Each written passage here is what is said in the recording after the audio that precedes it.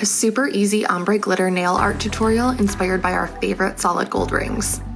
Always start with a base coat. This one is strengthening so your nails can grow nice and long. Next, go in with a nude base color. I like one that's sheer so that you can see your natural nail underneath. Now it's time for the glitter. Take your glitter polish and apply one coat starting about 3/4 down the nail. You want this coat to be pretty sheer since we'll be building layers on top of it to achieve that ombre effect. Once your first coat has dried, take your nail polish and apply another layer, this time halfway down the nail. You'll repeat that same step again once this layer is dry, and focus on the top 1/4 of the nail. If you feel like you need a little more glitter at the bottom of the nail, take your nail polish, wiping off the excess, and stipple it onto the nail by pressing the brush straight down. This will apply the glitter exactly where you want it.